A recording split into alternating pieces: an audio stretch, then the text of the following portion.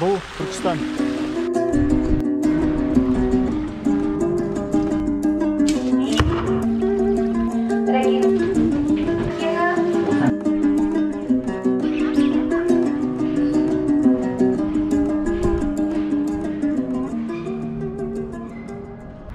Қайырлы күн көрермен, мен Түркістандамын. Мынау керуен сарай және оның жанында дәл сондай үлгіде тұрғын үйлер кешендері салынған екен. Мінекей, бұл туристер үшін өте қолайлы. Мен де осы жерден пәтер жалға алдым. Пәтер осы. Бір бөлмелі. Мінекей, тәулігіне 15 мың теңге. Мұнда балкон бар, және балконнан әдемі көрініс ашылады. Ендеше саяхатымызды бастаймыз. Бұл керуен сарайдың ең басты бөлігі.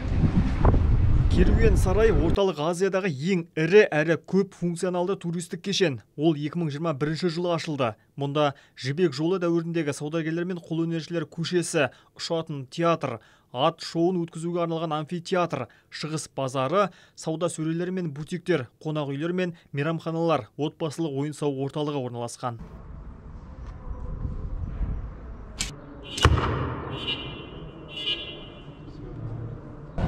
Ғимараттардың сәулеті келісіп тұр, құдды бір орта ғасырларға еніп кеткен сияқтысын. Судың қақ ортасында мінекей кеменің композициясы бейнеленген. Кешеннің барлық аумағын су арнасы байланыстырады. Онда қайықпен серуендеуге болады. Бағасы 4 жастан 11 жасқа дейін 2500 теңге, ал 12 жастан бастап 4500 теңге. Серуендеу ұзақтығы 20 минут. Қызыл гүлім ай, қызықтырдың ай, аппақ гүлім ай, арманымсың ай. Қызыл гүлім ай, қызықтырдың ай, аппақ гүлім ай, арманымсың ай. Ал бұл алтын самұрық ғимараты тура керуен сарайдың аумағында орналасқан. Көркі көз жауын алады. Мұнда ерекше театр бар. Ұшатын театр деп тікелей аударған екен. Сонымен қатар қателеспесем, мұнда музей болу керек. Қазір ішіне кіреміз. Театрға кіру бағасы 7.500 теңге.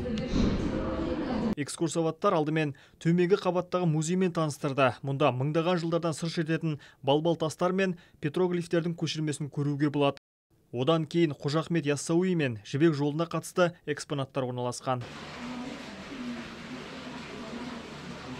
Музейдің соңғы бөлімінде қазақ даласындағы тарихи кезеңдер карта арқылы көрсетілді.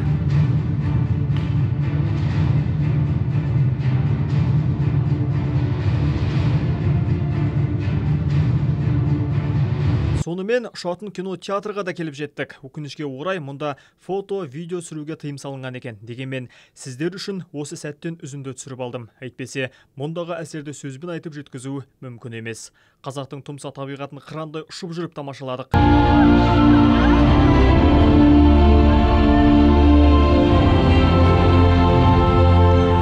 Мұндай кино театрды орталық Азияда табу қиын. Түркістанға жол түскен сайын осында келуге әзірмін. Ал сыртта қызықтың көкесі енді басталайын деп жатыр.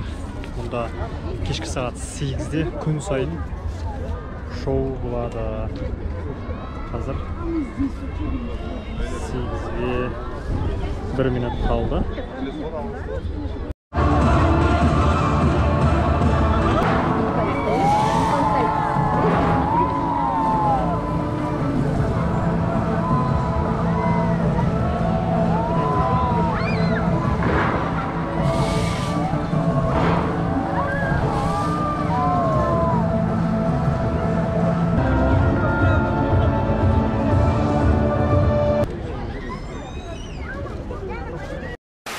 Қожа Ахмет Яссауи кесенесі Орта Азия мен Қазақстандағы теңдессіз тарихи жәдігер. Бұл ғажайып сәулет туындысы жергілікті және шығыс құрылысының тәжірибесін жинақтаған.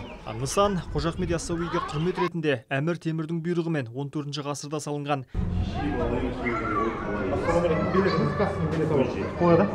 Қайда касса? Оң жақта касса.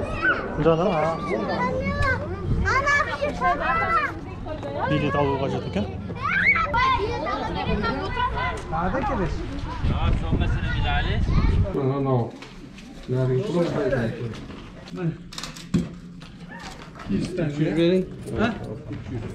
Yana 100 bering. 200 теңгеден билет.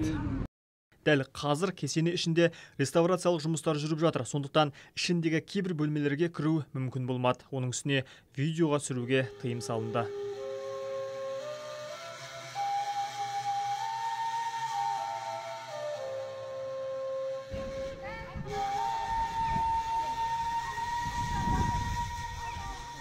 Түркістанның туристік әлеуеті едәуір артты. Жыл сайын мыңдаған шетелдік турист келеді. Қалада сәні келіскен жаңа ғимараттар бой көтеріп жатыр.